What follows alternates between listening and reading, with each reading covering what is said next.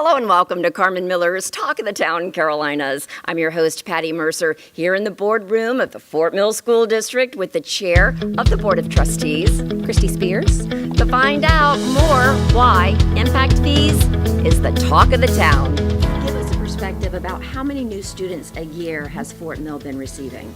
We're adding over 1,000 a year. Wow. We haven't gotten our projected enrollments. We'll get that next week at the board meeting for this coming year, but we've been up at least 1,000 for the last 2 or 3 years.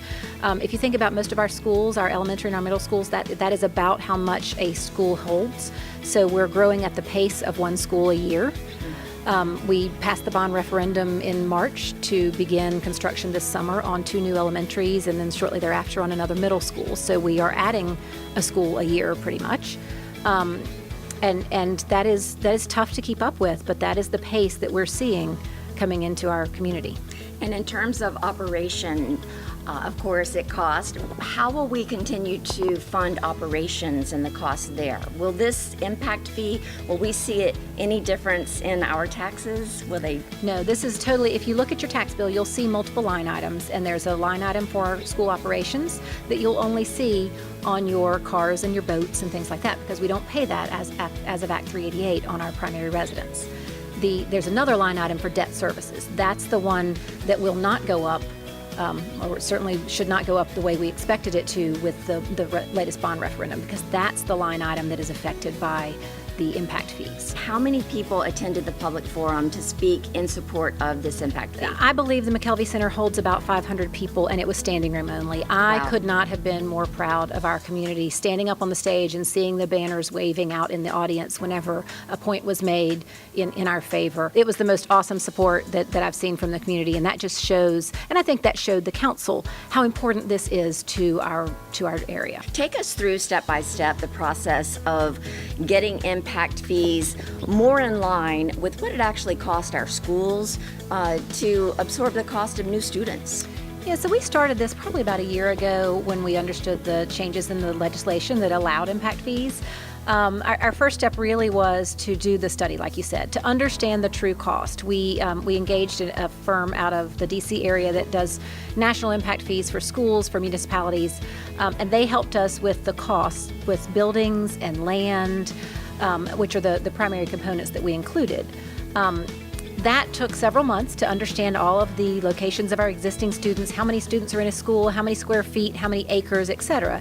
And once we did that, we saw that the cost came back actually a good bit higher than we had originally anticipated, about $18,000 for a single family house. And then that began the journey of getting it approved, which had to go through the York County Council and the Planning Commission.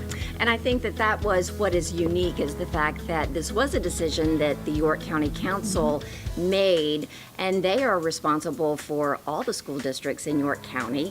The growth in Fort Mill, it's hard to understand it unless you live here. It is, and I think there are a lot of people that think, well, now all the other schools will do the same thing. The reality is the law only allows it in certain circumstances, right? You have to have an active building program. You have to have the growth occurring. And so we were a prime candidate for why the law was changed to allow schools to do this.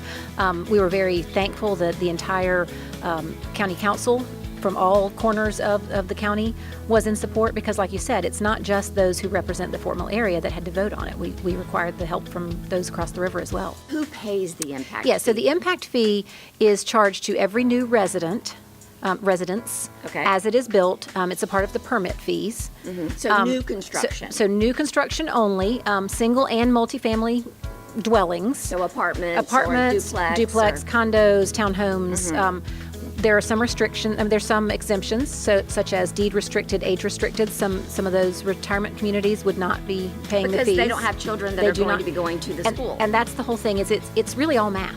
It was a calculation that says this is what a new seat in the school district costs. Mm-hmm. And each house adds this much of a new seat, and each apartment adds this much of a new seat, and those are how the costs have been figured. So what happens is it's charged to the builder at the time of permit. The builder can absorb that from their profits, or they can pass it on to the ultimate consumer.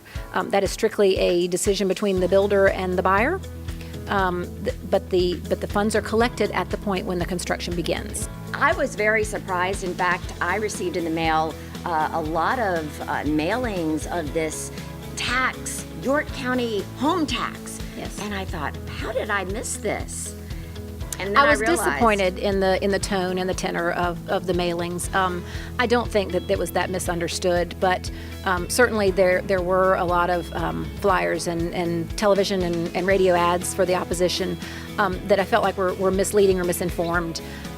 It is not a tax. It is not a tax on the entirety of York County. It is strictly for new development, new residences in the Fort Mill School District. And to your point, it will be baked into the cost of the home. It will be part of that purchase decision that the buyer, when they choose this house, this neighborhood, this floor plan, the upgrades for the granite countertops, all of that is a part of their decision to live in that home.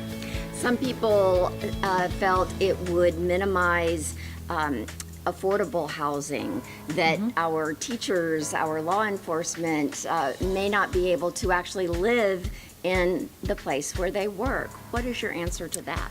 Well, so we had to do an affordability study, and the reality is that the houses that are being built in the school district, for the most part, the new construction is upwards of $300,000. In fact, the average cost is over $400,000. So that is what is being built here, and a single teacher, I don't know that a single teacher could afford that with or without the impact fee. The situation, though, is it does not impact existing homes and existing residences. And so there are plenty of people that can move to the Fort Mill community into an existing home that is not affected by this increase. Well, that's it for this edition of Carmen Miller's Talk of the Town Carolinas. If you'd like to see more beautiful homes in our area, simply go to homesfortmill.com. But remember, like Carmen says, live where you love and love where you live. Until next time, this is Patti Mercer. Bye-bye.